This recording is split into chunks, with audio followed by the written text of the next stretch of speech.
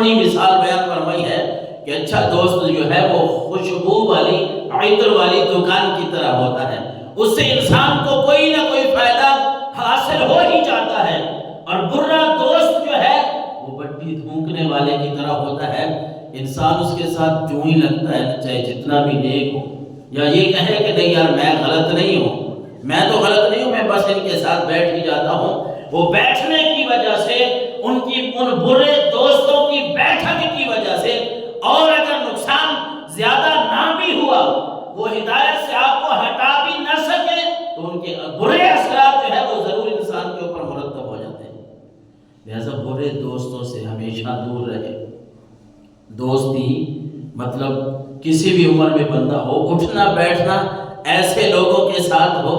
جو اللہ اور اس کے رسول کی اطاعت کرنے والے لوگ ہوں، اللہ کی فرما برداری کرنے والے لوگ۔ جس طرح حضور علیہ السلام کے فرمان ذیشان کا خلاصہ ہے کہ اچھے دوست کی پہچان، آپ نے فرمایا اچھا ہم نشین وہ ہے، اچھا دوست وہ ہے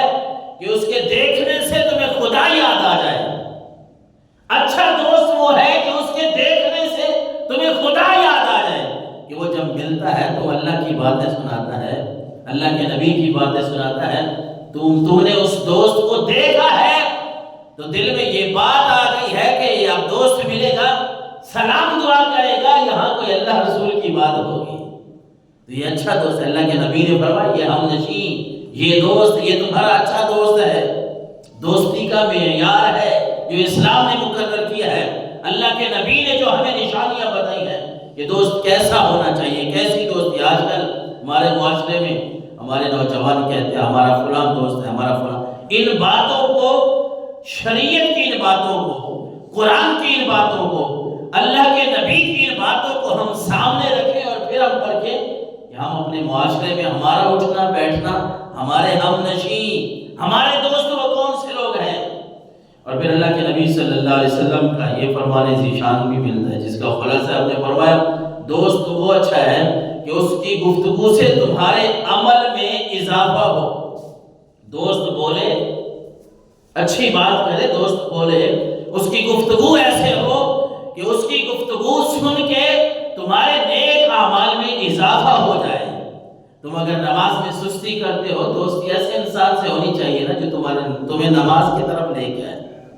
اگر ہم جھوٹ بولتے ہیں، ایسے سچے انسان سے دوستی ہونی چاہیے جو سچ سکھائے، نہیں یار یہ غلط کر رہے ہیں آپ، ایسے انسان سے دوستی ہونی چاہیے نا جو خود بھی والدین کا فرما بردار ہو، آپ کو بھی سمجھائے کہ آپ نے اپنے والدین کی اطاعت کرنی ہے، فرما برداری کرنی ہے، نہ یہ کہ اس دوست کی وجہ سے ہم اپنے والدین کو ہی چھوڑ دیں۔ اور پھر یہ بھی حدیث مبارکہ کا مفہوم ہے نا کہ اس کا عمل تمہیں آخرت کی یاد دلائے، جہاں نشین، تمہارا ہم نشین، تمہارا دوست ایسا ہونا چاہیے کہ اللہ کے نبی صلی اللہ علیہ وسلم کے حدیث مبارکہ کا خلاصہ ہے کہ اس کا عمل تمہیں آخرت کی یاد دلائے۔ جب بھی تم دیکھو وہ کوئی ایسی بات کر رہا ہے، کوئی ایسا عمل کر رہا ہے، ایسا کلام کر رہا ہے جس سے تمہیں بھی آخرت کی یاد آ رہی ہے، یار یہ آج میرا دوست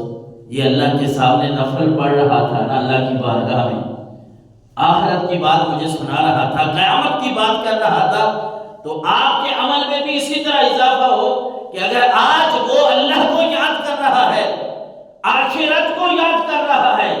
قیامت کو یاد کر رہا ہے، تو مجھے بھی اپنی آخرت اور قیامت کے لیے مجھے بھی تیاری کرنی چاہیے۔ دوست تو یہ ہوا نا۔